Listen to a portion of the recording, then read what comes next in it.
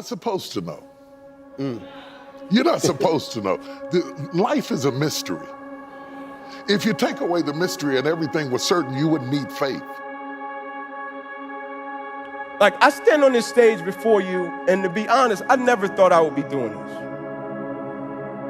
They put me in public speaking in college. I dropped the class on the second day. I despised it. As I was walking out, I'd never forget, I told my buddy, I said, I'd never be needing that. Faith functions best when you don't know.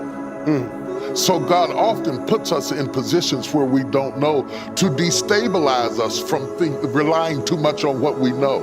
Yeah. Like a trainer who starts you out and he starts you out on a weight machine, okay? And then he puts you on a bench and he gives you free weights because now it's less stable.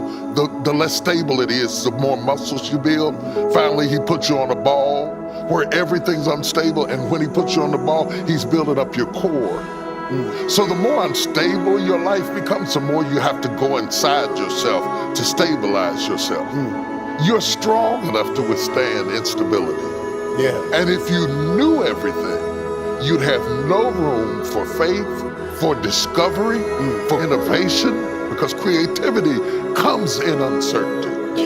It comes in uncertainty, in the middle of chaos, because after a while, anytime you know too much, you stop living your best self. And the beauty of life is when God takes a situation or a circumstance and he puts you on a path that you never imagined, and your life begins to flourish and serve as a blessing to a lot of people.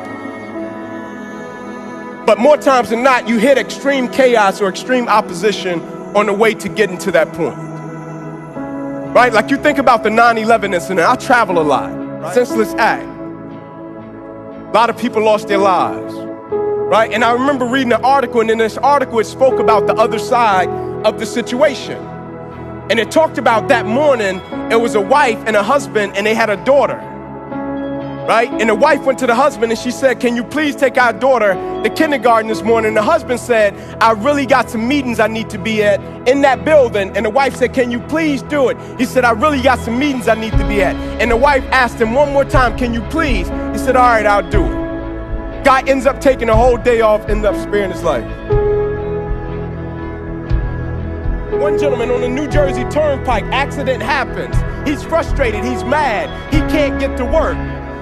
Accident ended up sparing his life. One gentleman got a new pair of shoes that day. He's walking, he gets a blister on his foot, he's going back home to change his shoes. He get there, end up sparing his life. One guy went to a donut and coffee shop, went to get some donuts and coffee. As he's coming out of the shop, somebody spilled some coffee on his shirt, went home to change his shirt, ended up sparing his life. The other side.